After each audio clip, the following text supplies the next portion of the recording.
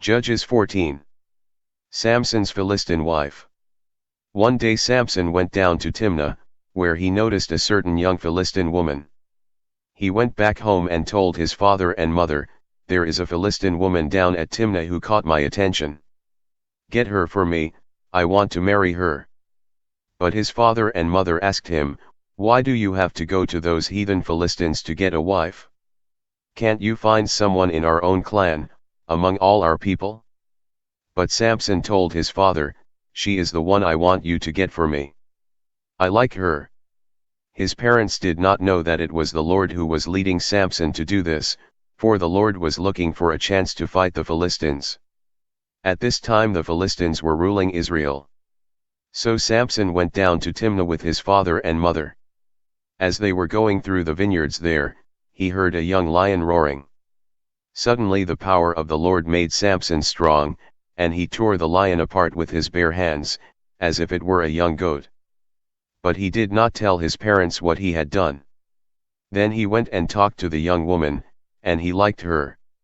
A few days later Samson went back to marry her. On the way he left the road to look at the lion he had killed, and he was surprised to find a swarm of bees and some honey inside the dead body.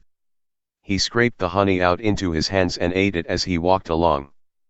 Then he went to his father and mother and gave them some. They ate it, but Samson did not tell them that he had taken the honey from the dead body of a lion. His father went to the woman's house, and Samson gave a banquet there. This was a custom among the young men. When the Philistines saw him, they sent 30 young men to stay with him. Samson said to them, "Let me tell you a riddle. I'll bet each one of you a piece of fine linen and a change of fine clothes that you can't tell me its meaning before the 7 days of the wedding feast are over." "Tell us your riddle," they said. "Let's hear it." He said, "Out of the eater came something to eat, out of the strong came something sweet." 3 days later they had still not figured out what the riddle meant. On the 4th day they said to Samson's wife, "Trick your husband into telling us what the riddle means. If you don't, we'll set fire to your father's house and burn you with it. You too invited us so that you could rob us, didn't you?" So Samson's wife went to him in tears and said, "You don't love me. You just hate me. You told my friends a riddle and didn't tell me what it means." He said, "Look, I haven't even told my father and mother. Why should I tell you?" She cried about it for the whole 7 days of the feast. But on the 7th day he told her what the riddle meant, for she nagged him so about it. Then she told the Philistines. So on the 7th day, before Samson went into the bedroom, the men of the city said to him, "What could be sweeter than honey? What could be stronger than a lion?"